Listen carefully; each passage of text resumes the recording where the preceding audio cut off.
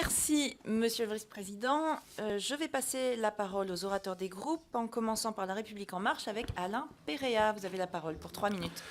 Madame la Présidente, je vous remercie. Monsieur le Vice-président, j'ai écouté avec beaucoup d'attention votre intervention et lu par ailleurs quelques-uns de vos communiqués de presse de votre association.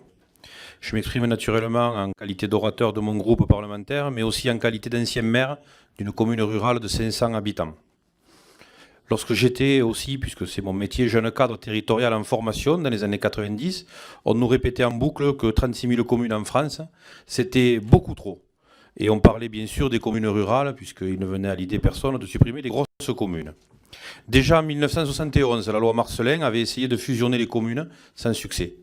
Et depuis, au moins depuis le milieu des années 80, tous les gouvernements n'ont cessé de mener une lutte plus ou moins ouverte contre les petites communes, et en tout cas contre leur nombre. Qu'on le veuille ou qu'on ne le veuille pas, c'est notre majorité, dans la veine du programme que nous portons, qui a clairement affiché et fait cesser cette guerre contre les communes. Nous faisons une pause dans les réformes territoriales. Nous avons cessé cette stratégie financière de l'étrangleur ottoman. Et nous réglons, dans la mesure du possible, les problèmes dans les transferts de compétences. Certes, il reste encore des dossiers à traiter, mais nous partons tellement de loin. Mais ceci ne suffit pas, et nous avons l'ambition, et cette commission en tête, c'est la raison pour laquelle nous parlions d'aménagement du territoire, d'aller au-delà. En effet, nous savons tous que la France est bâtie sur une architecture villageoise, fruit de notre histoire gauloise, puis religieuse. Toutefois, très rapidement, elle a été entretenue par les dirigeants de notre pays, afin que chaque Français, profondément attaché à son lopin de terre, en devienne un ardent défenseur. C'est ainsi par exemple qu'en 14, le monde paysan a quitté les champs pour le front, parfois avec seulement une faucille sur l'épaule. Notre ruralité avait alors une vraie fonction. Mais petit à petit est venu le temps de l'exode rural. L'industrialisation a fait croître un monde meilleur, la ville a attiré, la campagne s'est dépeuplée. Le général de Gaulle a imaginé que les grandes villes, métropoles, Paris en tête, allaient tirer la France.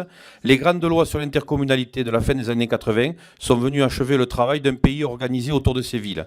Depuis, cette logique n'a pas changé. À l'inverse, et c'est la question du jour, quelle est la fonction de nos bourgs et des villages ?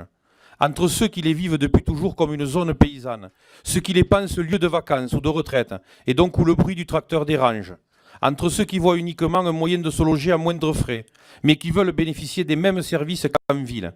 Notre ruralité a perdu sa vocation première de structurer notre pays, mais surtout n'en a pas trouvé d'autre, à tel point qu'on ne sait plus définir la ruralité française. Vous avez même dit dans votre propos, rural et périurbain, on est d'accord. C'est pas forcément vrai. Depuis trop longtemps, maintenant, les communes rurales sont traitées en creux par rapport aux villes. Notre majorité veut porter un nouveau projet rural pour le monde français.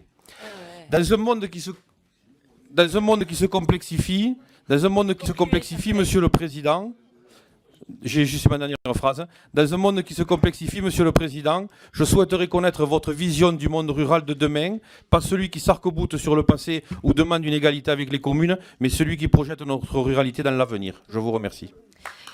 Merci.